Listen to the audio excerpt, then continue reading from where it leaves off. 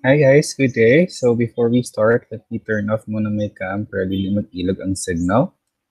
So yeah. So today we will be covering partnership dissolution, and this topic is quite long, so I hope you would bear with me. So without further ado, let's start. So actually there are six causes of um a partnership dissolution, or um when a partnership is dissolved. So when you say partnership is dissolved, there is a change in the relationship, or in the relationship of the partners. So it's either someone new is added or someone is nahawa. So again, there are five causes of partnership dissolution.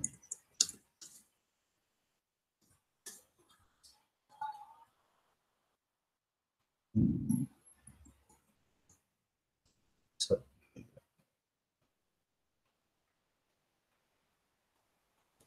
we start with admission of a new partner,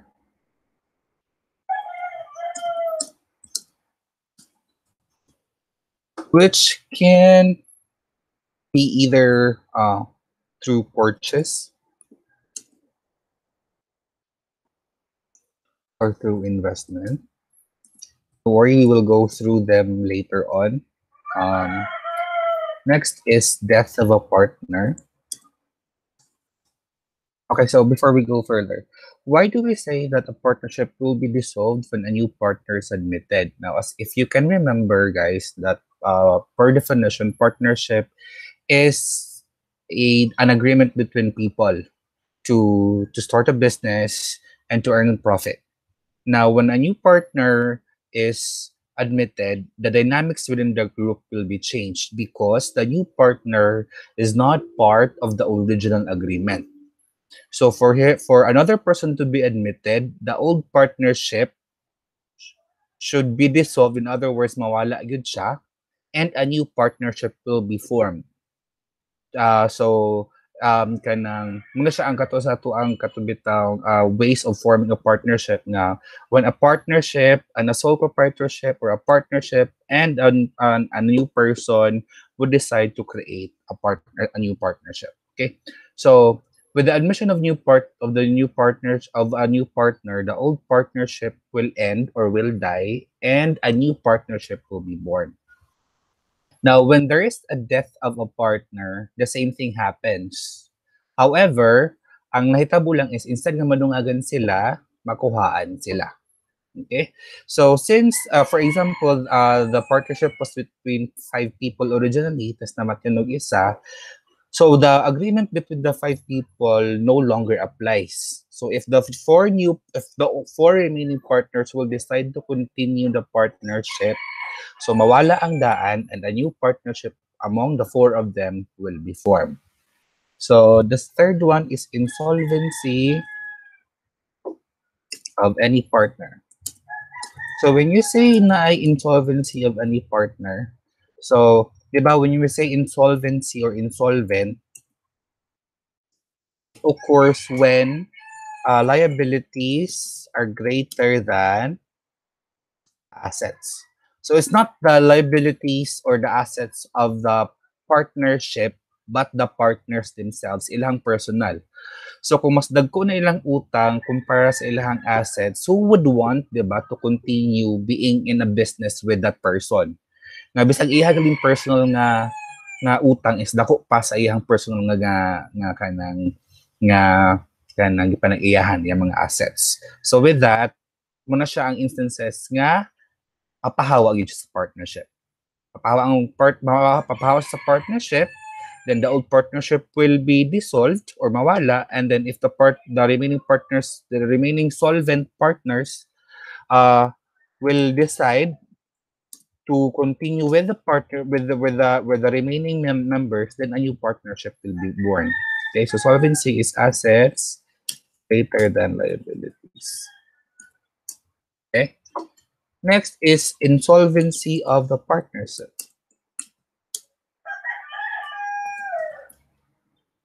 So kung si partnership na yun mismo ang insolvent, so malamang ang inyong mga gipangutangan would want them to get paid. Bahalag kulang-kulang pero at least nabayaran sila. So with that, the partnership will be forced to insolvency and then bankruptcy possible. Then kana siya, dili na gid mo-continue ang partnership. Unless na lang any one of you would try to make a new partnership, which I think is against the law, because it's like kana bitang inyuharang giilad inyuhang mga pangutangan nga inyuhang gi-bankrupt inyong daan nga partnership. Tukod na imong bag-o para at least bag-o tanan nga murag kato inyong daan gipangutangan is na sa daan mo nga partnership sa bago buhatag bago. That's very wrong. I think that's against the law. Okay, so when the partnership becomes insolvent, so mas tako na yung utang basiyang assets, then the partnership will die. So expulsion of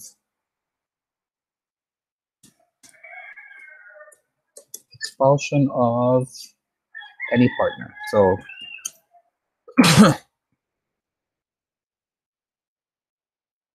there is atong expulsion, no? It can actually involve voluntary and involuntary. When we say voluntary expulsion, this actually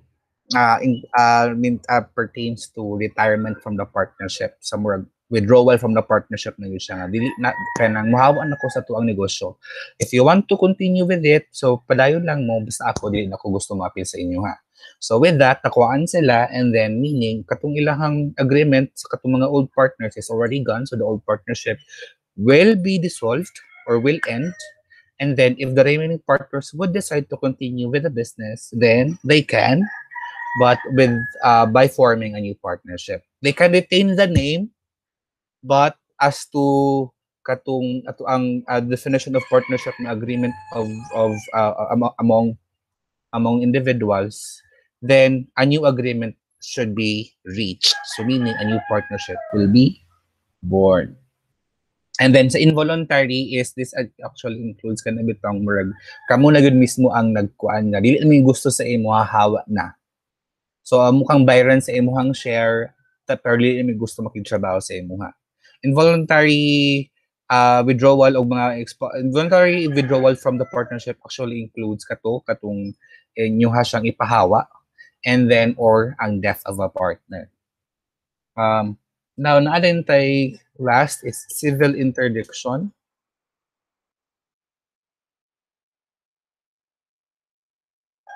So civil interdiction actually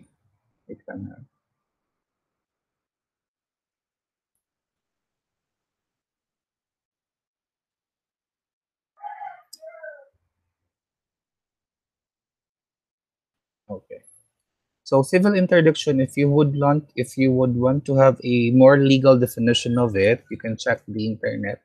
But it's like kanang the state has deemed you incapable of managing your assets. So since you're not capable of managing your assets, you're also considered not capable of doing business. So with that, you will be forced to withdraw from the partnership. Okay, so with that, let's now discuss on what are the journal entries when these things happen. Let's start with admission of a new partner through purchase or by purchase. Okay, so when a new partner is admitted through purchase, ang iyang ginapalit lang is kana bitang murag dili madungagan ang assets ni partnership, pero ang madungagan og assets ang partners. So di ba again, the partnership and the partners are batang tanang taha, so XYZ partnership.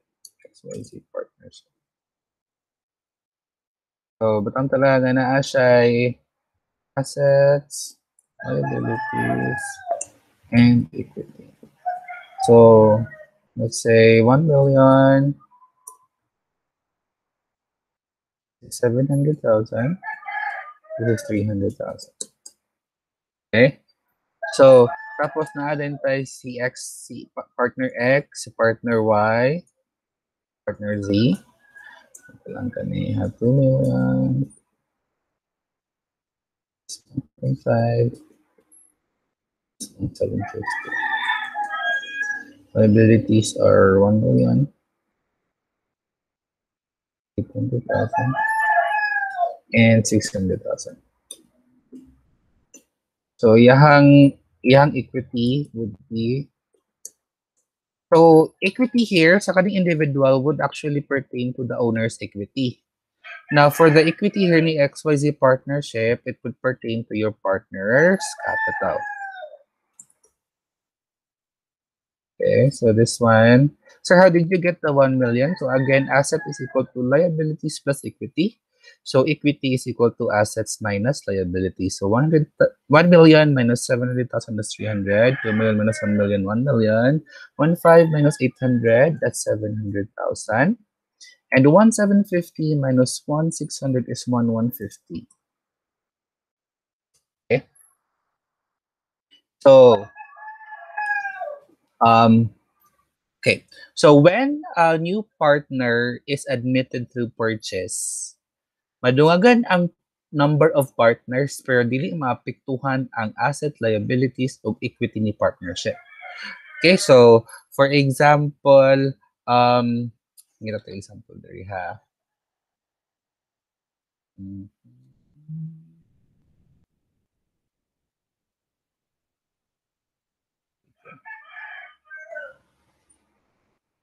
Ano siya ang sample part problem?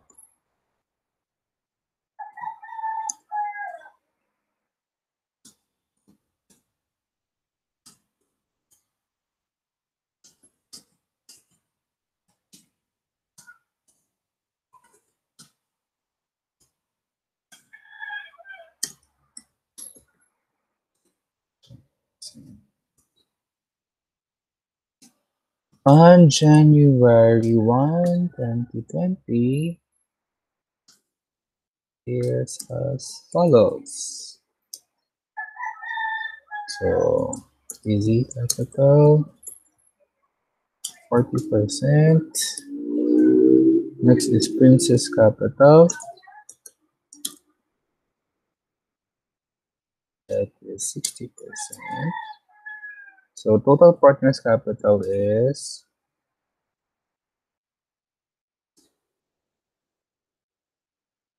okay, so this is 180,000 and 320,000. Okay. Total sorry.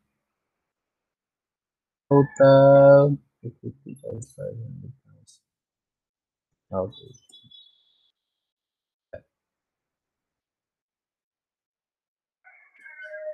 Okay. Yun, Izzy and Princess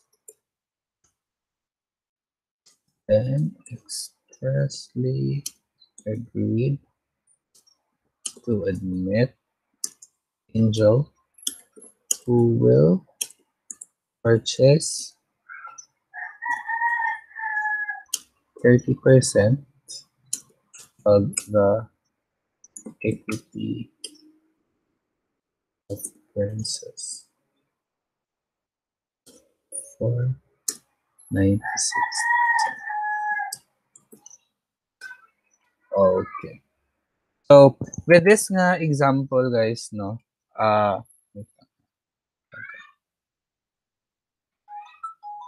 wait a minute.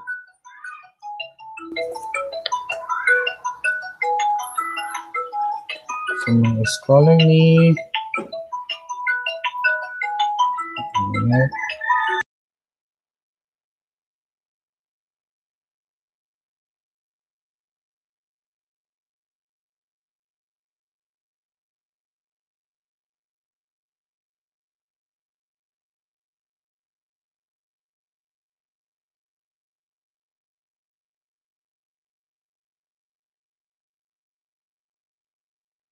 Okay, so let's continue. So ayun, so the next person agreed to who for 30% of the equity of Princess for 96,000. Okay, so actually, guys, as you can see here, Diba? This 40% and 60% pertains to the profit and loss sharing ratio of the partners, because if emotional tanawa, no, so 320 divided by 500,000, that's 64%, while you 180 divided by 500 is 36%. Now, kani ang iyahang percentage sa iyang capital balances will not affect the profit and loss ratio. Okay? And when it comes to kanang considerations pertaining sa admission of a new partner, ang mag-matter actually is kani ko kay admission man of a purchase, no? So ang mag-matter actually dili na siya dili mag change ning kaning tawag ani oy. Dili ni mag-matter actually kung unsa ang kanang tawag ani unsa ilang balances dere. You just simply have to multiply the 320,000 times 30. So that's 96,000. So ingana lang siya diretso. When a partner is admitted by purchase, ang imuha lang yung tan-awon diretso is ang capital balance and then multiply that by the percentage nga palito niya. Okay? So, in this case kasi is, as you can see, equal ang amount paid by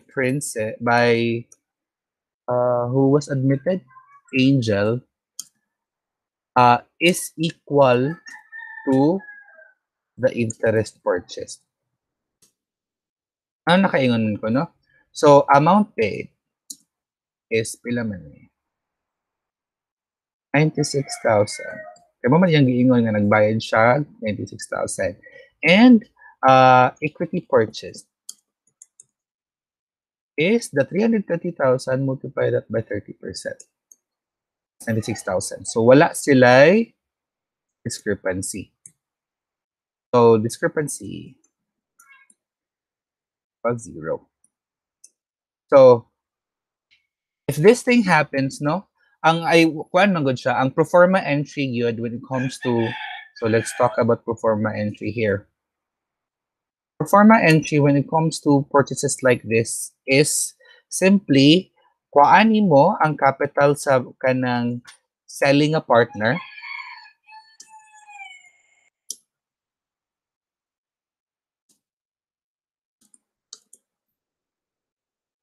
and then imuha lang dungagan ang capital account ni buying partner. Okay? So in this part, kinsa man ang kuan, kinsa man ang selling partner, so kinsa nagbali nga partner, ang nagbali nga partner is si Princess Capital. While ang nagpalit nga partner is si Angel. So ang nagbali nga partner si Princess, so ato ang kuan ang Princess Capital, and ang nagpalit nga partner si Angel, so dungagan nato ang Angel Capital. So amount would be 96,000. Now, if you would ask me, sir, what if mas dako ang gibayaran ni Princess? So let's see, for the second case is this one. Case 2. And then, for bottom to left. Okay. So amount paid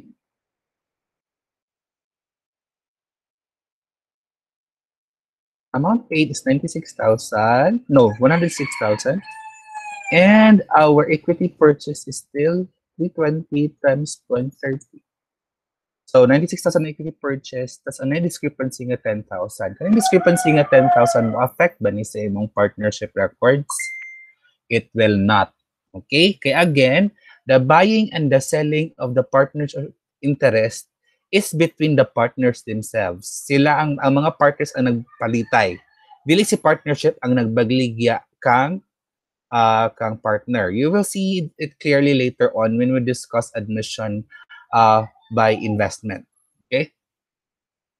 So with that, so amount paid is 106, equity, so naka discrepancy 10,000.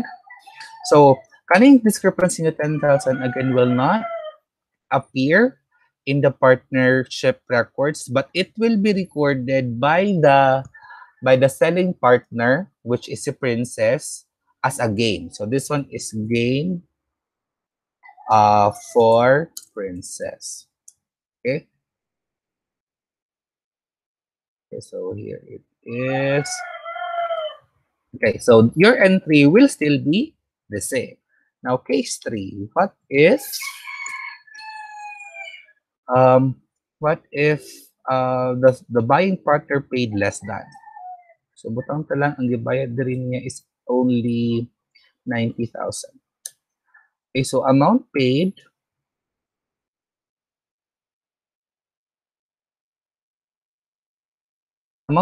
is only 90,000. But the equity purchased is still 320. Multiply that by 0.30. Okay. So this one is actually, again, this will not be reflected in the partnership records, but it will be reflected in the books of Princess herself. Itong iyaha lang. And this will be recorded as a loss for Princess. But in the eyes of the partnership, kamo may nagpalitay, wala ko kabalo kung nag-gain baka o na-loss, ang ako alang is kung pila ka percent sa imong interest ang imong transfer sa katong nagpalit. Okay, so the entry will still be the same. So when it comes to admission of a new partner by purchase, whether the amount paid is equal, this one is more than,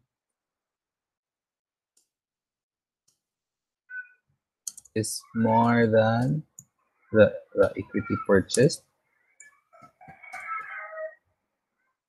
Mhm.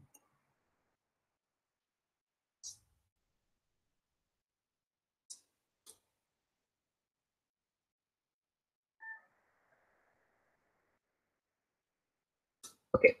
So again so whether equal ang gibayad, more than ang gibayad, or less than ang gibayad, the journal entry will still be the same. Okay?